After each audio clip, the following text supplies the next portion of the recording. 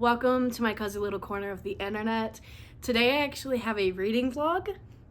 I have been really wanting to read like nature-based fantasy. It is like after Halloween, not quite Christmas.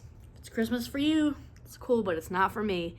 I tend to kind of lean into like nature themes in my fantasy with that in between because I feel like later fall kind of gives that. And so for the next couple of days, I just wanted to read some books. And so for a couple of days, I decided to read some books, do some cozy hobbies. This is my cozy reading vlog for my late fall, reading like nature-based fantasy. What I did in this video and what I did for those couple of days was I basically made a list, and I'll put a graphic on the screen. I made a list of fantasy books that all had nature themes, and I had 3 different categories. This is kind of the list that I decided to mood read off of. So without further ado, like, subscribe, leave me a comment, leave me some nature-based fantasy recs because I'm always looking for some. And let's jump back in time a little bit and read some books and do some cozy hobbies.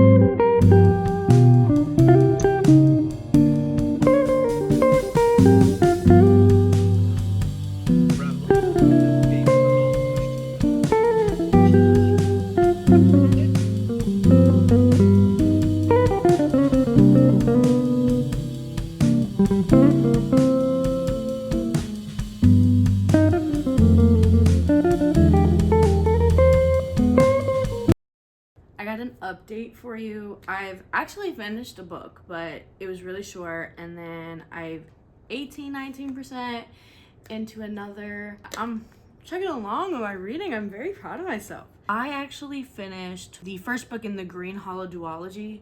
So the Green Hollow duology is actually 2 novellas, and like the audiobook that I have from Hoopla is like put together, so it's 5 hours for 2 novellas. So I'm just reading it straight through, and I actually finished up the first one, which is Silver in the Wood. I have thoughts as far as trying to capture nature, magic, and the like aesthetic of like magical forests and nature.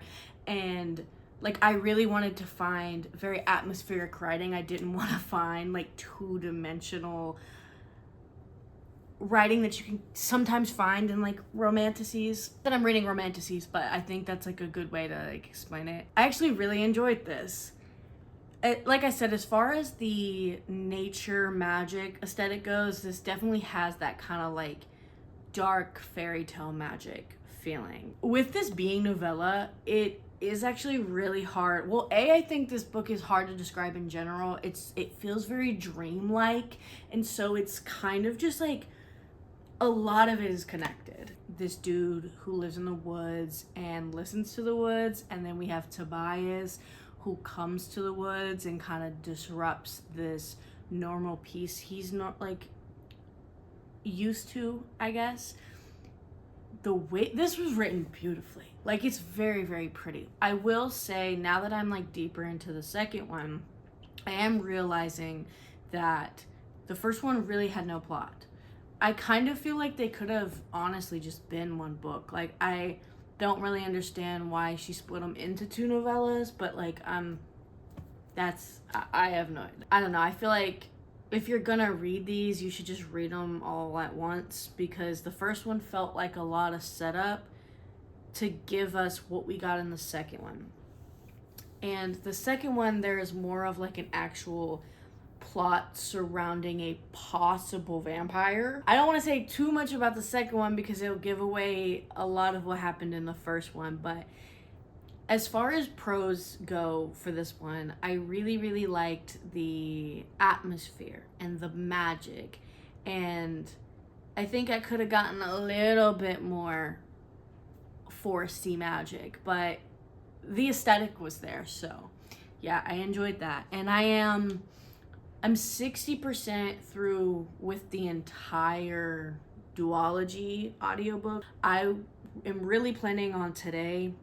I really want to do a clean at some point, so I might listen to that while I'm cleaning. I've also been, as you saw, I've also been playing Animal Crossing. I've been doing the Happy Home Planner. I completely forgot about the Happy Home Planner. Like, I played it when the update first came out, and then I like went gun-ho and started focusing on my island again, and then I kind of got bored with my island, which there's still so much to do, but it's fine. I'm gonna get back to it, but that's here nor there.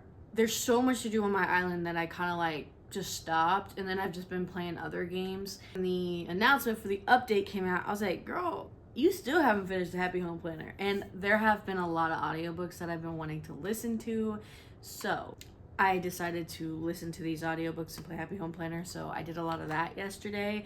So I definitely want to do some more of that today, so I can hopefully finish the rest of the duology today. And then I started a couple days ago, actually. I wanted to get ahead of the game as far as this vlog goes, so there's not just 2 books in this vlog, but I started, first book is called Queen of Blood. It's the Queens of Rinthia series by Sarah Beth Durst. Yes, so on my quest to find fantasy that is heavily rooted in nature, a lot, like this came up a lot on Reddit and a lot on like forums and stuff, and I can definitely see why. That first chapter, I wish the entire book read like the first chapter. It starts to fall off a little bit, but I'm still enjoying it. Let me take a step back. So essentially this series is set in this world where the world is like dependent on the nature and forest and like nature sprites. And in this world there are young ladies, there are girls who have the power to essentially control the sprites. It's called the affinity. Any girl who shows affinity towards sprites has the opportunity to go get trained at their academy to one day become the heir for the throne. And so you're following this girl who has the affinity and gets sent to academy. So it does have that academy, magical academy vibe. First chapter did not feel as YA as the rest of the book is reading. Like, it's definitely reading like YA, which I'm reading YA, so I'm not complaining about. But as far as like vibes go, that first chapter is about like a tragic event, and I did not think that the rest of the book was gonna feel as YA because of that setup in that first one, but it's okay. This world is like so pretty, like the way I'm imagining it in my head. I'm gonna put up pictures. It's like the villages are within these giant magical trees, and the school's described in like one big giant magical tree, and all these different nature sprites like fire and air and so on and so forth. So as far as like trying to find fantasy that's got a heavy nature magic, this is right now the one that's got it the most. Like I said, I think my only qualm right now is the fact that it is feeling very YA, and the way some of the characters are written are feeling a little YA. But with that being said, I have not read any of Sarah Bester's cozy fantasies, but I have read Race the Sands. And Race the Sands was phenomenal. It's one of my favorite books that I read this year. Her storytelling is very, very good. And so I think I can get over the kind of modern YA feeling because her storytelling's really good. I'm totally gonna sneeze. I'm hoping to get that done in the next couple of days. I'm gonna sneeze. Yeah, I'm hoping to get that done in the next couple of days because I got some other books I want to read, but physical books always take me longer, so the chances of me reading like 2 or 3 audiobooks before I'm even done with this physical book is pretty high, but it's fun, and it's on Kindle Unlimited, which is a big reason why I'm reading it on my Kindle. The next time you'll see me, I'm not sure. I have some fun things I want to do today. I definitely want to do some cleaning. I definitely want to do some more Animal Crossing. I got a really pretty puzzle. Low key, high key. I really want to finish the duology that I'm reading because the next one I'm going to go into is Wildwood, which is going to be like the next stop motion by, I always forget the name of the studio, but like the Coraline Paranorman studio. And so I've been wanting to read that for a while, and I feel like that kind of has like a magical forest type element. And I want to listen to that one while I work on my puzzle. So hopefully I can finish up this duology while I'm cleaning, maybe a little bit Animal Crossing, and I'm also going to listen to it while I'm eating as well. I will see you next time I have an update.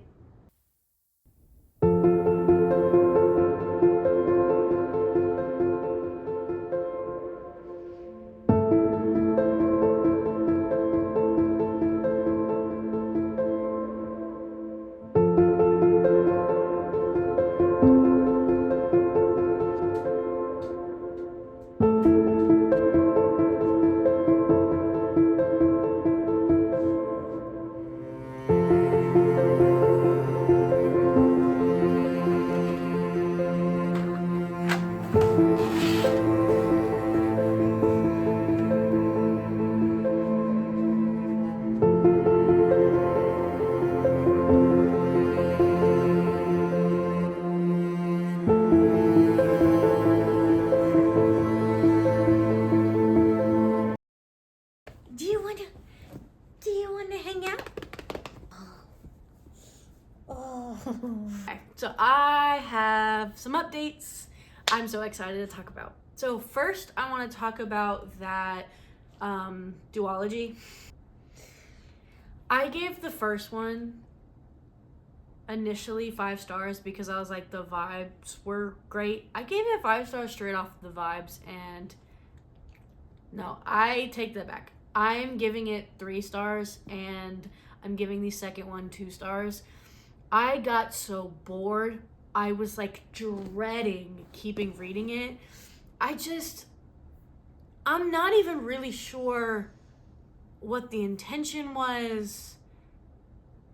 I just didn't have fun. So yeah, I don't really even want to like give it time talking about it. If you love lush writing, I'd say give it a chance, but I don't know, it just didn't work for me really. It has been a couple of days, and while I was at work, I needed to start a new audiobook. And I had a Hoopla credit that I needed to use, so I started Wildwood. I actually finished it in 2 days. 2 days. It's a 15-hour book. I read it on 2 times speed. I flew through it. So Wildwood is, I believe it's middle grade. It might be like between middle grade and YA, like a little bit more on the higher side of middle grade. But it's a story about a girl who, I think she's 11 or 12, and she lives in Portland, and there is a like woods that they call the Impeachable Woods right outside of Portland. She's taking her brother out on like a day. Her brother is a 1-year-old. A murder of crows comes and steals her brother and takes him to this Impeachable Woods. Like, they have been told not to go to this woods. They can't go to this woods. It's dangerous, whatever. But her brother gets picked up by a murder of crows and just taken to this woods. She's like, absolutely not. And she goes into the woods and she goes to save her brother. I had no expectations for this book, really. I love that book. I cannot stop thinking about it. It was the right amount of whimsical.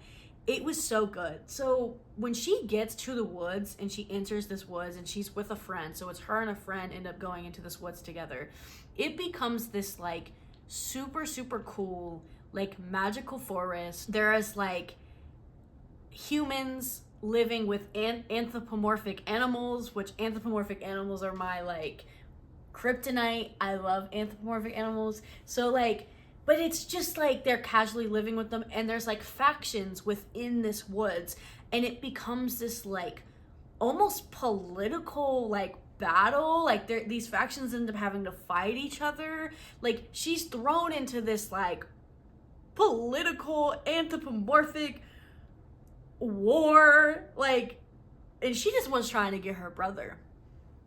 I loved it. The writing style was so good, and like I said, it's the right amount of whimsical. Like I don't have any bad things to say about this book. I loved it. And I think it's gonna make a phenomenal stop motion movie. I cannot wait to see all of the little animals. Like there's one faction where it's essentially like a queen who used to be the queen of everything, and then she got overthrown for a reason that they explain in the book. And she goes and like lives on amongst herself, and she's basically concocting a plan to like get back at everybody. She like basically finds refuge in these like anthropomorphic coyotes, and she makes these coyotes her soldiers, and so her whole army is just these human-like coyotes. So good. Then there's another faction that's more like mystical, and they have a fucking like anthropomorphic fox. They have a human life fox who is so like zen. It's so good. I have issues with like modern day middle grade with how they're written. I think that they dumb down their writing too much for kids. I think that they are afraid to challenge kids, and they all sound the same, and I hate it. There are so many middle grade books from when I was a kid, and I reread them and I'm like, I got this. I understand this when I was a kid. I think kids today could totally understand this, but for some reason, middle grades nowadays, they fall back on this like first person 2D writing style that I hate, and this is the type of middle grade that I eat up. Yes, I'm not a child, so of course if it's more challenging, I'm gonna understand it more, but I do not think that a 11-year-old would not understand this book. Like, I loved it. 5 stars, read it in 2 days. Audiobook was phenomenal, by the way, and I highly, highly, highly recommend that audiobook. I don't know why I feel the need to like grab my Kindle when I talk about a book that I'm reading on my Kindle, but here you go.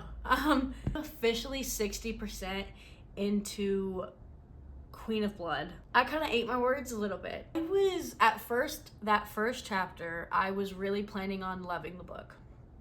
I loved that first chapter. That writing style really got me. I was like, oh, this is so good. And I loved the whole sprite thing and the whole like teens, like possible heirs had to train to like control these sprites, like, and then the actual, which we'll get there, but the actual like the houses being in trees, I loved it. And then once we got to the academy, it started to feel very, very YA, and I was fully intending on keeping going with that train and just, yeah, like it's written like that YA that I don't like.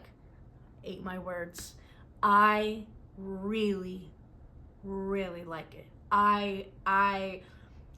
Sarah Beth Durst and her storytelling is so good. Like, I really enjoyed Race the Sands because it's a multi-POV fantasy standalone. Really enjoyed all of her POVs and the way she wrote all of her POVs. I was not expecting Queen of Blood to be multi-POV.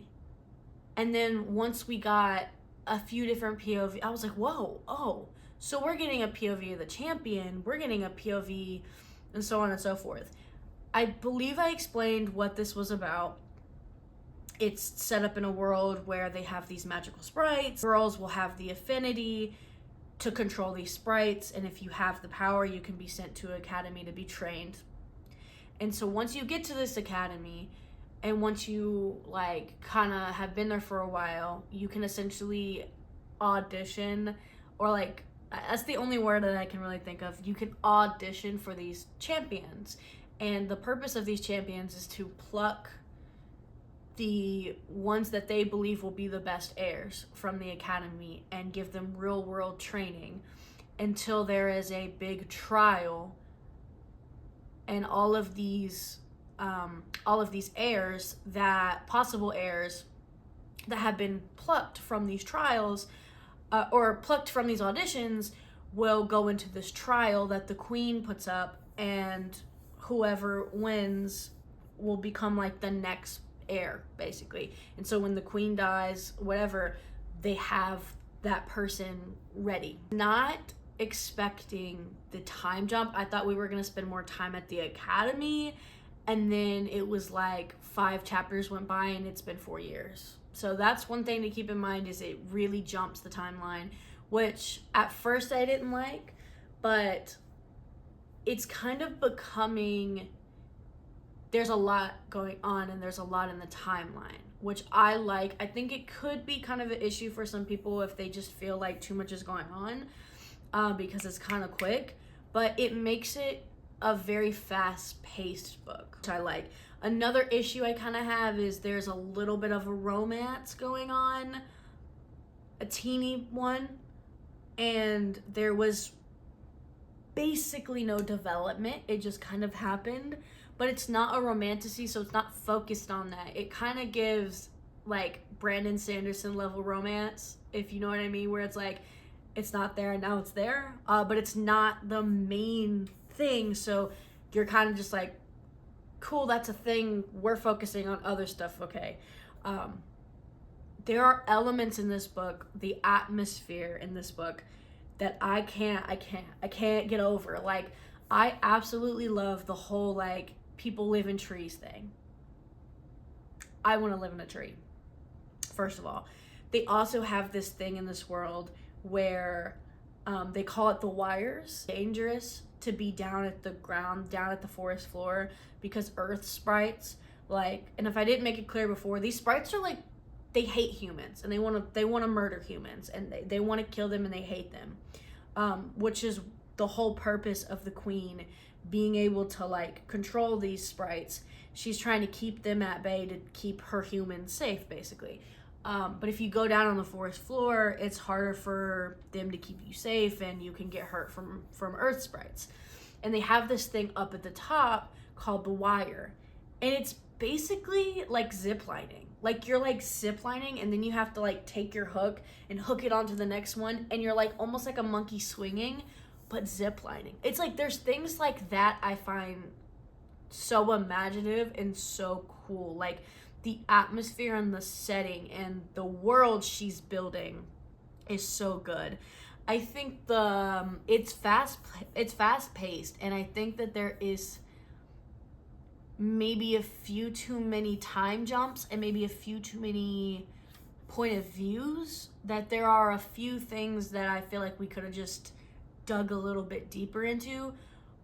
But I am having so much fun. And I will say that typically fantasy, I have a harder time reading as far as like focus goes. Part of the reason why I read so many audiobooks is because of my ADHD, and sometimes I really have a hard time getting my brain to focus on words on a page. Every once in a while, there'll be a book where I'm having no issues, and that's a thing. Like this book, I'm having 0 issues focusing my brain. I don't know what she put in this book. There's crack in this book. I have no idea, but I'm having so much fun with this world, and I feel like I'm gonna have no issues continuing on. I'm 60% into that, so there's that. Now, since I did finish Wildwood, I have room for an audiobook. So I'm trying to decide whether I want to read the first book in the Redwall series, or if I want to read Uprooted. Redwall is like anthropomorphic high fantasy, and Uprooted is a Niobe Novik Beauty and the Beast retelling. And I believe there's like a magical forest, so that's why that applies. I'm leaning towards Uprooted. Redwall is middle grade, and I just came off of middle grade. I think I just talked myself into it. Okay, I think I'm gonna do Uprooted, and that's probably gonna be the last audiobook for this vlog, and then I'm gonna try to finish Queen of Blood, and that be the last book that I talk about in this vlog. So the next clips will probably be the last 2 clips. As far as activities, I started my puzzle. I really need to get to it, so I need to like hyper focus on my puzzle at some point. So that might be happening today and tomorrow. Yeah, basically this vlog is gonna end tomorrow at some point. So yeah, see you in the next update.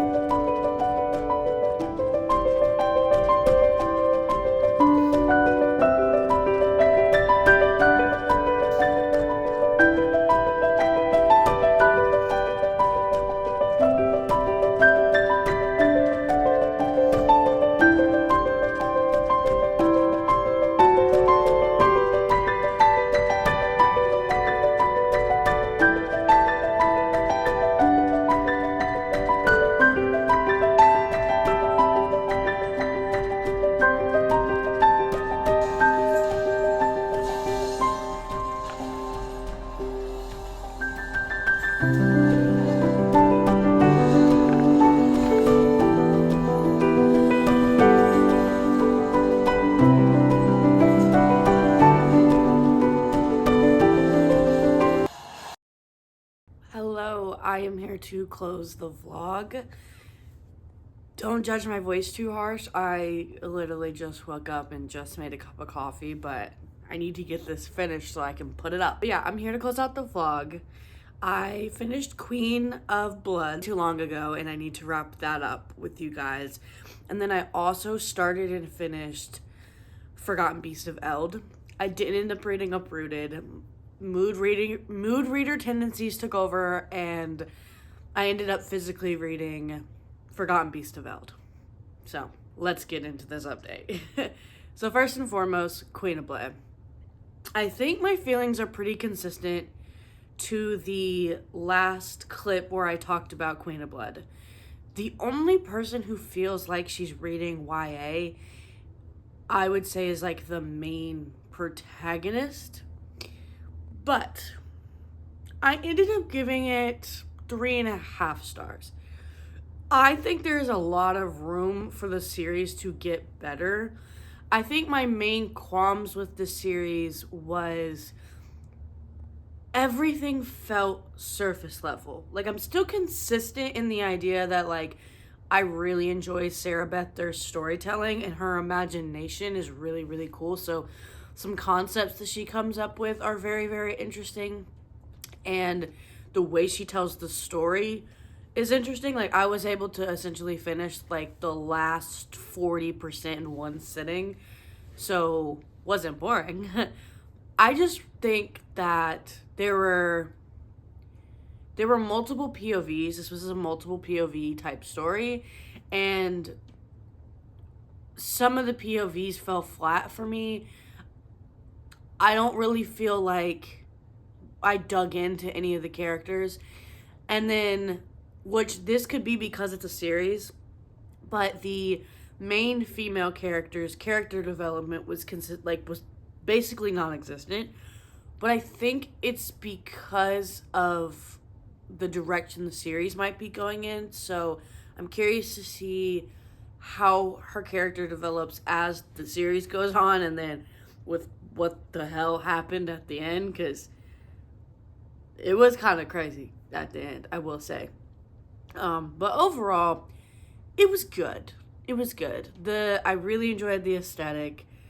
Storytelling was good. I just wanted a little bit more from all the characters. And I think, yeah, I think I'm comfortable sitting at like a 3.5 for the first book. Next, I had Uprooted sitting. I had it sitting in my library to listen to. And then I finished Queen of Blood, and I was like, actually, I think I want to listen to something random and then just read another physical book. And my hold for Forgotten Beasts of Eld came in, and I was like, you know what? This is on my 10 before the end. This is technically nature fantasy. Can you sit down? Can you sit down? Can you sit down?